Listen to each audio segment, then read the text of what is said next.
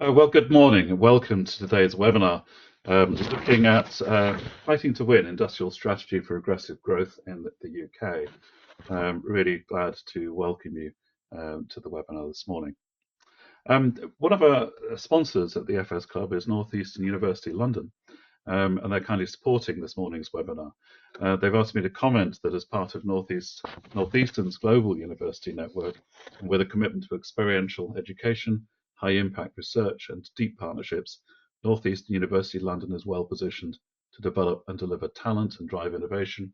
From upskilling employers to accelerating research, we can help get you where you want to go. And you'll see Northeast London University's contact there.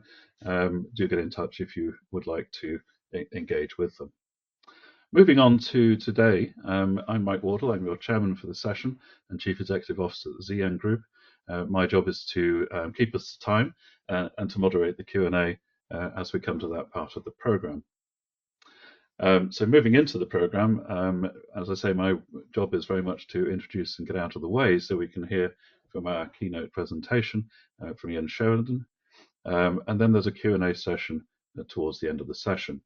If you haven't used the GoToWebinar system before, the way to ask a question or to make a comment or observation is to find the question tab on the dashboard on your screen, type in your question, that will come to us and we'll field those during the Q&A session. And you can put a question in at any point during the session. So if you have a good thought, don't lose it.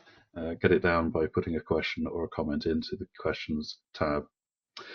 Finally, on the mechanics, that we are recording the session today, so there will be a video of the session up on our website within the next 24 hours or so.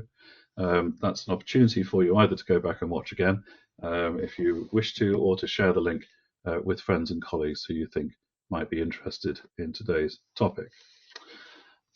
Today's speaker, Ian Sheridan, is a financial services legal consultant, a qualified barrister and solicitor with over 20 years experience advising on financial regulation. He's written books, Financial Regulation and Technology is one, more recently, Semiconductors, Law, Strategy and Tax. And Ian coined the term asynchronous compliance to describe the gap between technologically driven business strategies and regulation. If you want more on his bio, it's on the website. But Ian, we are delighted to welcome you today to give our keynote presentation. You are really welcome, and the floor is yours. Well, good morning, everyone. I am conscious that the format works on the basis of speaking for 20 minutes. So if I'm speaking quite quickly, that is the reason. Some points of housekeeping initially. Firstly, as a disclaimer, anything I say, and that includes any answers to your questions later, are my opinions and not those of any other individual or entity. Secondly, I would like to thank Northeastern University for being a generous sponsor. They were established in 1898, I found out, which makes them as old as Imperial College London. And they are doing some important structures, offering some important courses. For example, it allows engineering degree students to work at the same time. Indeed, I believe they have engineering students at the moment working with IBM. Thirdly, I would like to thank Michael Manelli and of course Mike, Lucas and Sasha, all the team at FS Club. And fourthly, I would urge you please to keep any questions you have as succinct as possible, keep them as short as possible, and maybe as a guide include the word future. And that way we will all hear the maximum number of questions, which will make it more stimulating and memorable going forward. Okay, Mike, the next slide, please. So industrial strategy, if you were having an intelligent conversation by a fireside, is quite difficult to pin down, but clearly it will include subsidies, bank loans, tax breaks, training support, and of course regular liaison between government and businesses to encourage them to focus on the right sectors. By way of background, my own experiences of industrial policy, they come from Japan, actually a third of a century ago, so 34 years to be precise. In 1991, I did research in Tokyo into the Kigo-Keiretsu, which, as you all know, is the large business groupings in Japan that catapulted Japan's economy after the Second World War. And that research involved interviewing MITI directors directly to understand how they operate in terms of forging and maintaining industrial strategy, and also on the ground observations from Westerners. Briefly, for example, Robert Thompson, who at that point he was just been made a permanent employee of the FT, and as you can now check, he is the CEO of News Corp. So I had the opportunity to hear what Westerners thought as well, whether they were right or wrong. And then after that, we can say that the Japanese model has been copied by South Korea and Taiwan, and then more recently, China. And then most recently, and in some ways a volte-face, the EU 10 years ago would have been discouraging of any form of industrial strategy. It would come under, from a lawyer's stance, state support. But we can see that the catalyst was the US Chips Act, and then that was quickly followed by the EU producing a very similar offering, although there are nuanced differences. And then more recently, we can see the efforts put into the Draghi report on competitiveness show that the EU European mindset is fully onto industrial strategy. We now have a poll, so over to you, Mike. So please do vote on these options. Increased growth, the same as the current 25 mix of sector strengths, more leading manufacturer, or more manufacturing and fewer services. There are your options. I'll leave it open for another 20 seconds or so.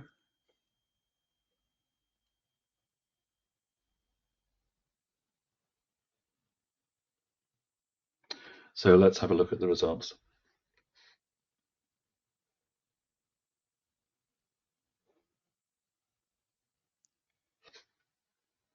There we are, Ian. The leading answers here, what your vision for the UK in 2045 is increased growth from a service-led economy, both more leading manufacturing and services. So that's what our current audience thinks. Okay.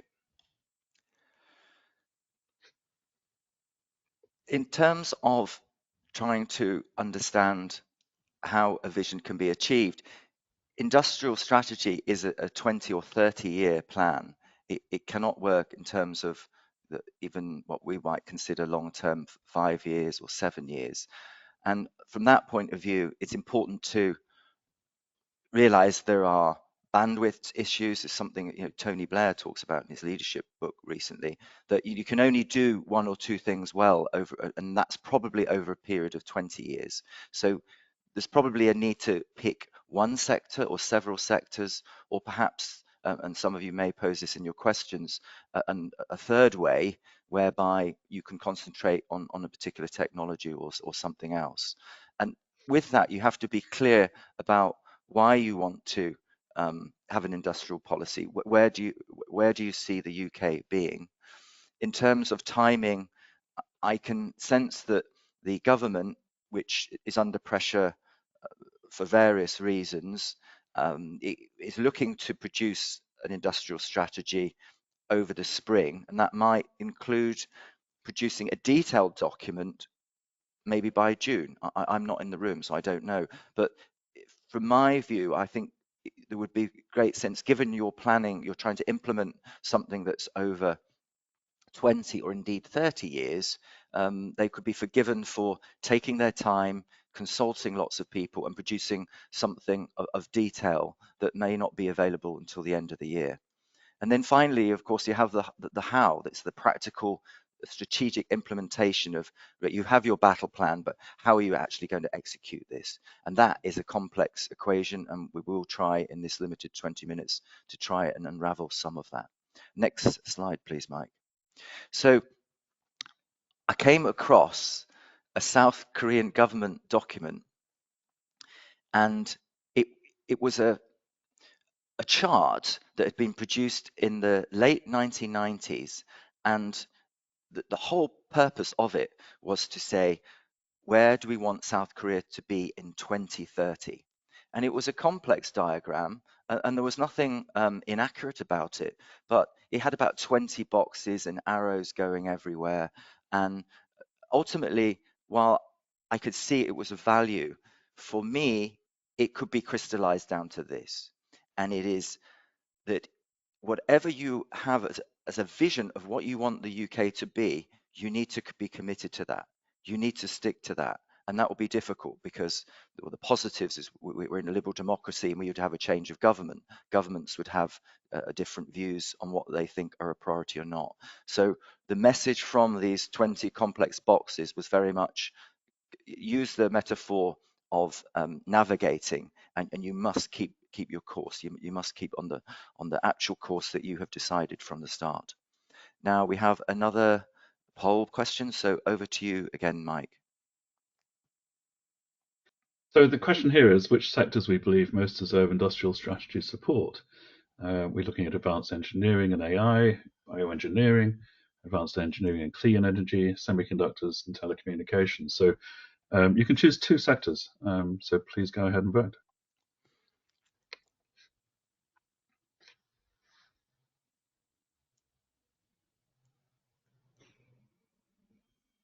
And there's very much a value judgment being asked, asking who is the most deserving amongst these. Just give another 10 seconds.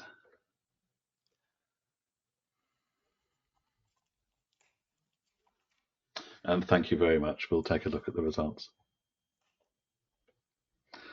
So yes, a clear lead on AI and bioengineering as the 2 sectors that have most support from our audience, with clean energy coming next. Over to you, Ian. Okay, so could you, Mike, could you just briefly go back to the slide before? This is the most important slide because there's complexity here, and I think through thick and thin, through the vicissitudes of what is happening in an economy and the fact that you have to deal with the short and medium term as well, this is the most important thing. You have to stay committed. And I see that on the ground in both South Korea and China. Okay, again, next slide, please, Mike. So on the left-hand side, you will see the DSIT conclusions on the sectors that they would focus on, and below it, the recent Labour government's choices. There's 13 areas there. And then I've put as a footnote, you can look at that later, in the Draghi report, they have 10 sectors, and within that, the points of difference include critical raw materials and the space sector. On the right-hand side, I'm just going with what I think would have been would be good choices. So I've gone for 3 sectors. It's all just about trying to work out what would be the best choices, and I suspect you need 100 people to sieve and filter through what you finally end up with. But bearing in mind the Blair point, and he was in power for 10 years and made mistakes, but we can say maybe the success is if you're trying to do great things in 20 years plus time, you might even boil that down to 2 sectors or 1 sector. Anyway, no surprise, advanced engineering is there. And the current climate we're in, without sounding like I'm contradicting myself, because we're focusing our vision, our compass is on 20 years, if not 30 years. So we are not so interested in the fact that advanced engineering often covers defense, but it is a geopolitical reality, and it's probably a reality for the next decade, shall we say? We don't know. So one thing I think is beneficial about advanced engineering is that dual use nature of it, which means if we get back into detente period, we could easily see certain, not all, but a good example might be a drones company. It is making military drones in great quantities, and as peace flourishes, that might easily transition into drones used in 101 other applications, agriculture, transport, and so forth. Semiconductors is the really obvious one, and I'm not going to, because time doesn't permit, go into too much detail about that. But we can say, as anyone has been in that sector for decades, that the UK are leaders, world leaders in terms of the design of semiconductors. So if we are piggybacking, if we are cooperating with other Western nations, but also China at the lower tech, because that would be permitted under various international rules, and other developing countries, the UK could do extremely well. And then thirdly, bioengineering. I think this is a area that really could be tapped from the stance of the NHS, because we currently do have a structure whereby there is very high expenditure in the NHS. It's around about 200 billion. So from that point of view, if we have more and more technologies that are leveraging in the context of diagnosis and monitoring, and also, of course, as we have an older um, population, that would work really well. So it would be highly efficient as a choice, and of course also profitable. And we saw that with the vaccines that during the COVID, the British ended up being some of the leaders in that field. So that equally has as much potential in my analysis as semiconductors and advanced engineering. Next slide, please, Mike. In terms of habits to cultivate to get us all to a choice, because it is our choice and there needs to be buy-in. It's not a choice made by a cabinet. It has to be something that filters down right through to the factory floor, that this is why we're doing things. And the decision-making process is obviously going to include evidence-based reflection, accepting that we are not the wealthiest economy, that we will try to blend our own international joint ventures, but there also may be some UK only ones as well where we can. And then thirdly, and perhaps most importantly, real innovation. This concept comes from Eugene Fitzgerald. I had the opportunity to meet.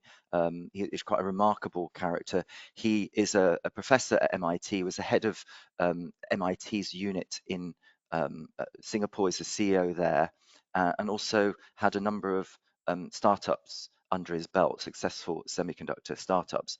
And the way he sees it is that innovation, if you are investing money into R&D, you have to think carefully about the fact that innovation isn't a linear process. You may start off with a clever idea, you then make sure you have proof of concept, but you have to continually move backwards and forwards to understand if that technology is ready for market, and then ultimately when you would implement it. So that's an equally important way when there's government money, taxpayers' money going into R&D. You want to make sure that your R&D people, even though they may not be the ultimate business development person, but they have to continually think in that commercial way to implement something that they are experimenting with in a laboratory. Next slide, please, Mike. So in terms of working out the how, as I mentioned earlier, this is the most complex thing. If you can imagine it as an equation, I think there are three different types of variables within the equation, although it could be a very long equation indeed. But some of these are some of the key ones. You can see, I just mentioned real innovation. The capital raising in the UK would need to be altered from what it is at the moment. We can say in the States there is a tradition, certainly at the seed level, a lot more friends and family type funding. I don't sense there is as much of that here. Hybrid markets, by that I mean, cleverly, the UK is one of the first, if not the pioneer, of looking at our public markets as also platforms that you could allow SMEs to come to various electronic platforms and seek some form of private capital raising. And then in turn, that could switch back to being public, or should I say, sorry, would develop onto being public type funding. So it would enable, maybe for the first time, SMEs to access capital beyond the current VC model, angels and so forth. And then the third bucket is absolutely the most important because, as I mentioned before, societal buy-in is key. South Korea, one of the reasons it's been able to go from a modest economy to one of the most dynamic and rich economies is a societal buy-in. Each individual, not so much now, but if you go back in time, they accepted that they wanted South Korea to be here, not here. So this goes back to my point about navigating and keeping your vision. And then, of course, most crucially, entrepreneurship, cultivating that as a culture that you see in spades in places such as California, but it's a bit hit and miss in the UK, although to remain positive, it is evolving. Right, we now have another poll question, so over to you again, Mike. Thank you. So just the final question in the polls, what do you think are the two most influential aspects in an industrial strategy? Is it capital raising and culture and R&D? Where's the mix? So just choose one of these answers. R&D and capital raising and culture and R&D. Again, just give it another 10 seconds.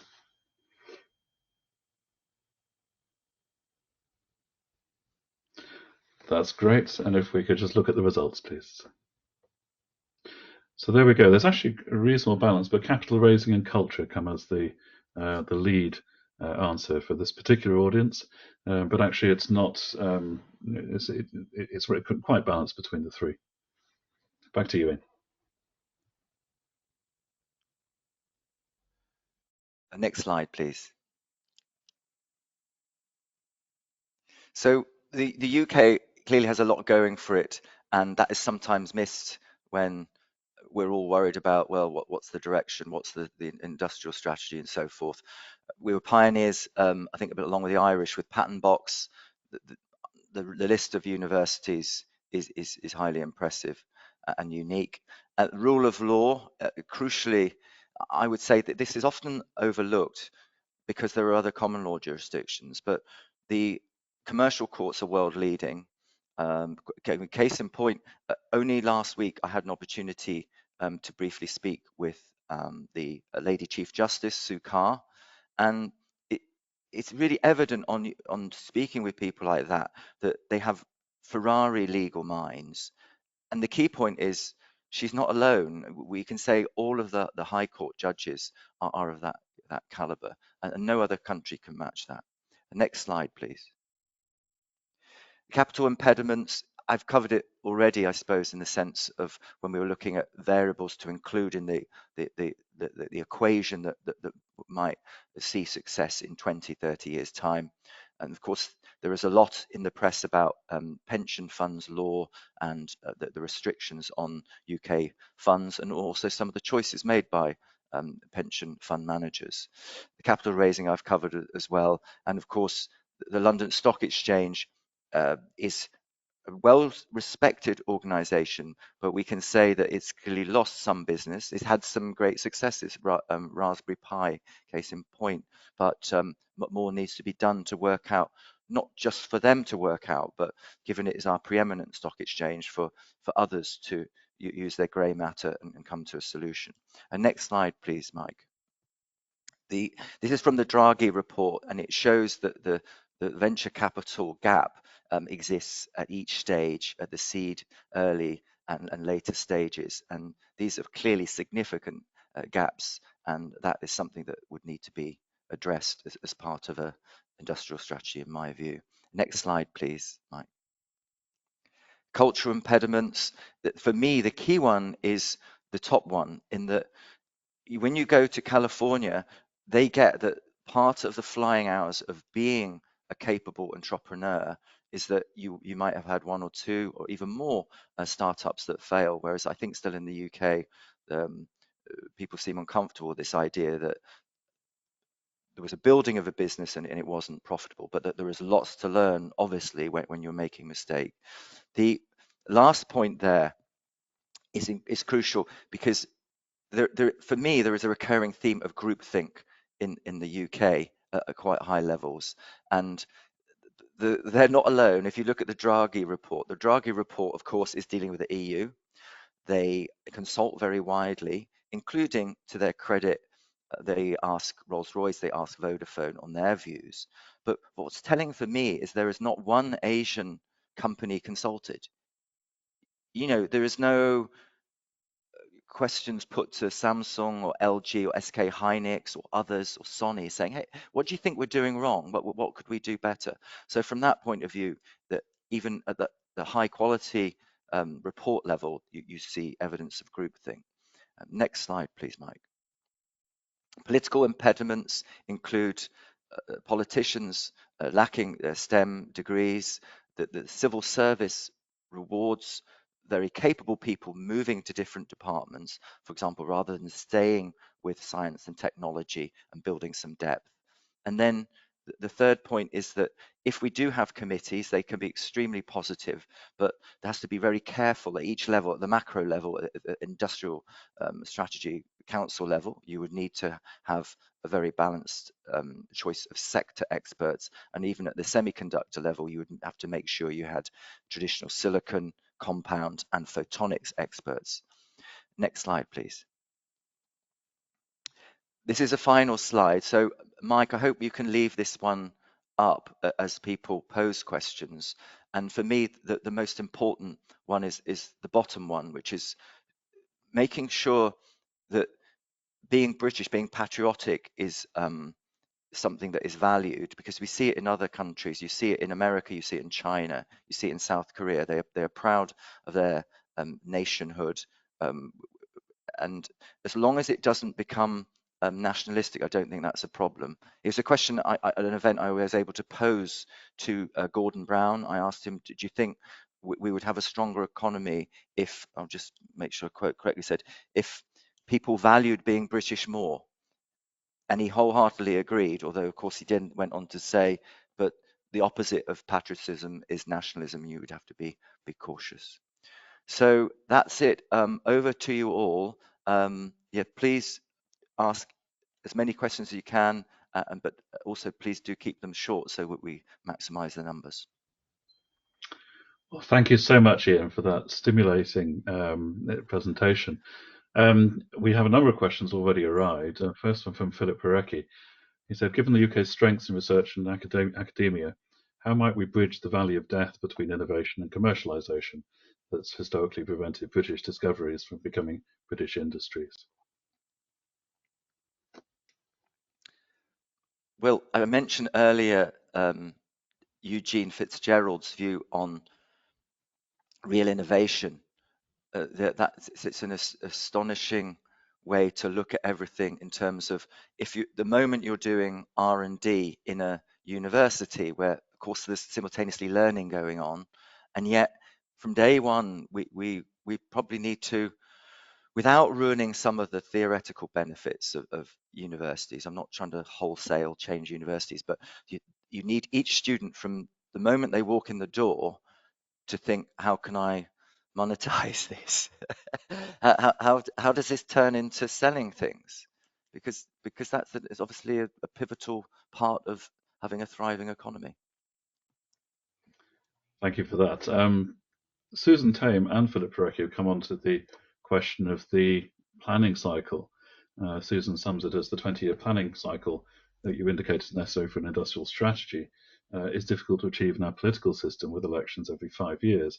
And can different governments actually commit to a long-term strategy in that way? Philip Parecki talks about how can we design structures that transcend electoral cycles. And I think I'm reminded of Singapore and its approach to its economic development, where it gets every 5 years or so the great and the good from both the public and the private sector together to agree what the strategy should be for the next period, and everyone signs up to it and sticks to it, and so they carry on. Are there structural things we could do differently here which would make a difference? It's a great question, and one of the aspects, so accepting what they're saying is right. You need to work out how to allow politics, which is working on 4-year cycles at best, to commit to these 20, 30-year successful project. Of course, the Channel Tunnel happened, and I bet if we all looked at the evidence of that, there was lots of naysayers, lots of negativity. But one thing I think is absolutely crucial, Lord Willetts, David Willetts, was a former science minister. Now, of course, he's a conservative, but he's got decades of dedicating himself to understanding science and technology. So if you're currently in the Labour government and you're not involving him, if he's not in the room, you're not like Singapore. You're wasting the taxpayers' money, and you are selling British citizens short. So it's about getting productive science STEM type people and people who've been science ministers, regardless of their political background, in the room. Thank you so much. A question from Martin White saying we have a history of losing strategically important companies to overseas purchasers. How can we face up to that issue? Sorry, could you pose the question again? Sure. He said, Martin said we have a history of losing strategically important companies to overseas purchasers. How can we face up to this issue? Well, so I'm just using semiconductors as one example. There is an organization called ChipStart, which was started by the essentially American company Silicon Catalyst, and it has UK government backing. So I think over time there will be more British companies remaining here. But if we go back to the equation, I'm not suggesting you physically do that, but when you look at the capital rate of the three buckets, capital raising is key. And I sense sometimes that this startup or SME, it feels compelled to go to America because the levels of capital are just way, there are many multiples above it. So a brief, memorable example for everyone here will be DeepMind. But I wasn't there, but I find it astonishing that that was sold to Google. I mean, how can that be that you have all this British talent and it was obviously going places? Look at the recent protein folding that they did and the awards that Hassabis has received. So I bet if they would just been matched on the capital or given half of that capital, they would have stayed in the UK. But I'm sensing no one came forward. So there are issues, but I think it will get better. Thank you. Clive Bullen turns to the question of the fact there are many young people sort of out of the economy, and this will affect our success in the future. And is it maybe that we are collectively as a society quite lucky in comparison to 100 more years ago? The challenge isn't quite there. Sorry, could you pose the question again? Yeah, Clive comments there are many young people sort of out of the economy at the moment. And that obviously has an effect on the ability to move forward with success. And he's just posing the question of whether this sort of lack of engagement in entrepreneurship in the economy is because we are, as a society, quite lucky in comparison to 100 or more years ago. The same challenge isn't there to drive forward. So, well, maybe you can ask him to quickly qualify it. When he means out of the economy, does he mean they are unemployed, or does he mean they have gone abroad? They've basically given up on the UK, or both? I'll see if Yeah, we can answer. I'll answer that later. You other pose that comments one in. again. Yeah, I'll come back again. yeah. Frank Domoni comments that he's a European but working with Moroccan on building a Euro-African quantum internet and education system. And just how interested should we be, are we, in the 1,500 million Africans as a market in terms of our future strategy? Very much so. This is a fantastic question because there's a danger of us overlooking the positives of our colonial past. And I've seen that firsthand. So the foreign minister, the new foreign minister for South Africa, passed through London, and he was at Chatham House. And it's clear they're open-minded. They've got bright, ambitious people. So a lot could be done with African countries, with Kenya, with Nigeria and South Africa. So absolutely, that is an overlooked point, that they could be very positive partners Along, obviously, there'll be other countries competing in Africa, but yeah, good Mhm. point. So Clive's come back to say that he's turns young people out of the economy. It is both people moving overseas, but particularly it's people being out of work and out of engagement with the world of work. Yeah. So you'll see on my last slide, I don't know, Mike, are you able to put the slide up there? So this, everyone is an engineer. Actually, I'll combine those 2 points there. If you look at the next point is copy other countries. I bet behind closed doors, Estonia is basically saying this already to 5-year-olds. You are an engineer, and everything else you do is useful, is essential, but it is secondary. And for me, this choice of degree or choice of training, because it wouldn't necessarily have to be a degree, it could be at the sort of technical college level, that young people are advised carefully that it is essential that you understand history and economics and so forth, but it is more essential that you understand science and engineering.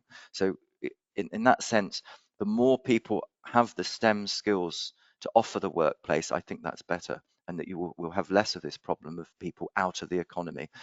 Of course, you will always get star people who will leave, get impatient, and go to MIT or Stanford. But as we know, they often come back, and they can come back and be very positive leaders of companies back in the UK. It's a really interesting reference to Estonia. I was talking to someone who runs a fintech in Estonia, and he says one of the things that's different about Estonia is that sort of engineers and coders are the rock stars. They're the people who are well known and you want to emulate as a young person. So they really do have this cultural drive towards that part of the knowledge economy, which has Mm. made a big difference to them. Bruce Lloyd asked, do you think there's a fundamental problem in the country over motivation, and how do we address that? Yeah, so what I hear recurringly, and it's a sensitive subject on the back of COVID, but COVID is done, it's over. I sense, I might make myself unpopular here, but I don't find young people resilient enough. And that might not necessarily be their fault. It's a complex mix of, as we're already is already being revealed, there is too much use of mobile phones. The use of generative AI is going to affect how people intellectually, under pressure, make sure they can make decisions decisively. So from that point of view, I think that there needs to be a lot more focus on how do you make people harder working and more resilient. And it's not that they're not capable of it, it's that current structures um, prevent them from working hard. And obviously, I've spent a lot of my career in China, South Korea, and know Japan pretty well as well. And these are all countries where, I'm conscious of time, but this is quite an important point. South Korea in the last 2 weeks has been it has a 52-hour working week ceiling, but it's trying to lift this for semiconductors. And it's not to turn everyone into a slave, it's to accept the reality that if you want the sort of productivity that competes against other leading semiconductor nations, you have to allow, in certain circumstances, for workers to be able to work really long hours. Hard work never killed anyone. I think it's just a bit of a cliche, but I think we've lost that. And that is something that is complex to alter in the 21st century, but that more needs to be done. Thank you so much. Frank Demoni has asked, why do you think there's so little interest in quantum science and quantum telecommunications, noting it is the International Year of Quantum Science this year? Because I'm going to be direct here. So semiconductors is a 50-year established global sector.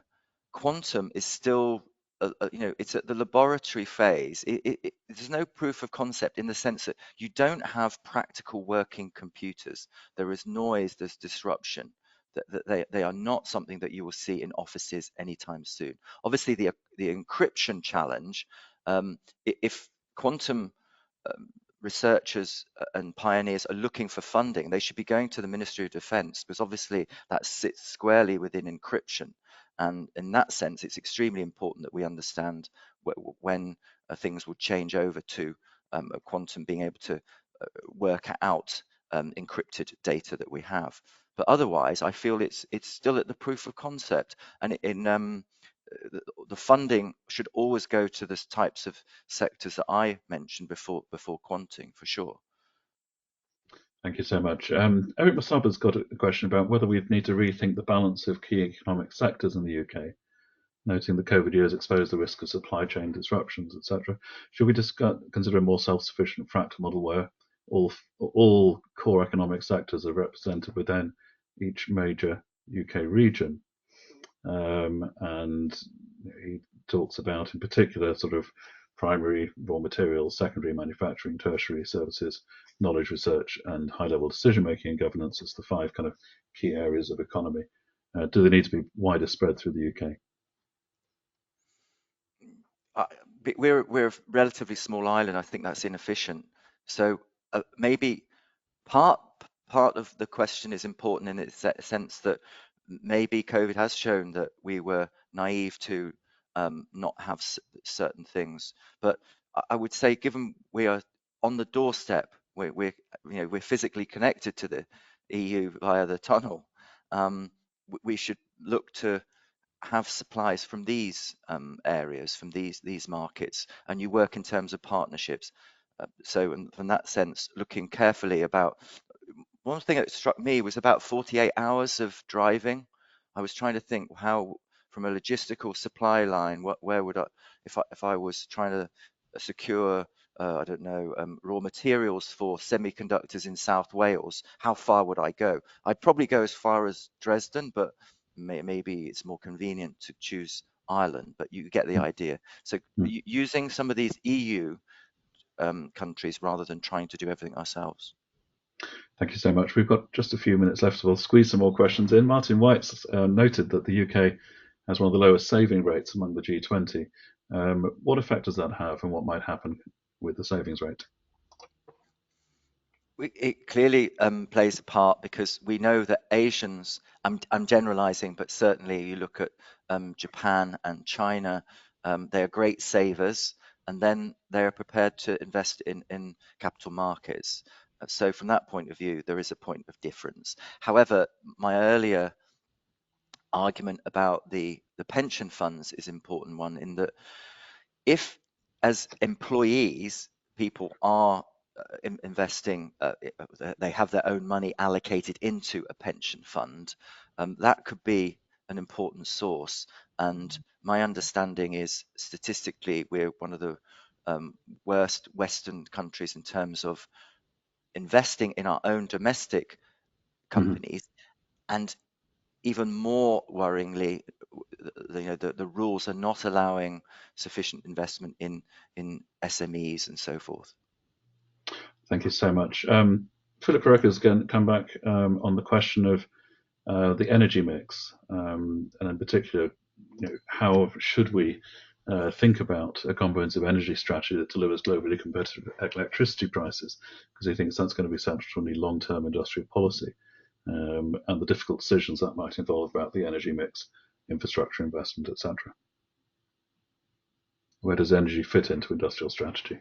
Well, interestingly, I'm aware that in German industry, the changes in gas prices has just caused chaos and all sorts of really negative disruptions. For example, factories that have been for decades in Germany now moving elsewhere.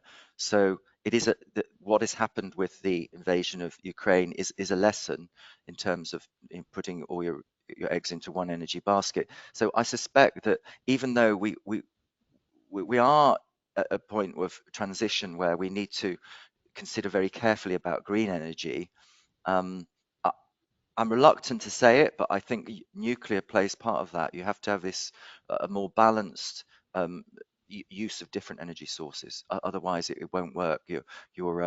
We're lying to ourselves. It doesn't mean you can't have the renewables, but you need to accept that safe, very robust nuclear sector would be part of your answer. Well, thank you so much. Time has beaten us. There's a few comments and questions that come in, which I'll pass on to you, Ian, after the event. Particularly Frank Demoni comes back to say he thinks that quantum is going to be more important than you think, but we can have that debate another time. He would say that. And I Thank you. might be wrong, and I might be wrong. But thank you so much for your insights and your thoughts, and we've got a few comments of thanks coming in as well. So it just remains me to wrap up. First of all, to thank our event sponsor, Northeastern University London. Really grateful to you for sponsoring this event, and of course my thanks to you, the audience, for turning up and in your engagement. It's been a really interesting discussion. So thank you very much for that. But finally, my thanks to Ian for taking the time to set out so clearly your views and help us think towards a forthcoming industrial strategy. So thank you so much for your contribution. We have a number of events coming up. Next week, the launch of the Global Financial Centres Index 37. Sorry, not next week, the week after. On the 28th of March, an event in Jersey for the Employee Share Plans and Trustees Conference run by our ESOP Centre, and the launch of the Global Green Finance Index on the 24th of April. Do keep an eye on the website for forthcoming events, and we'll get a note out to all of you with a link to the recording when it's available online. So just to say again, thank you, Ian. In an open floor, I would give you an enormous round of applause, but it'll be a very small one just from me today. But thank you so much for your attention, and thank you for attending today. Pleasure. All the best, everyone. Bye.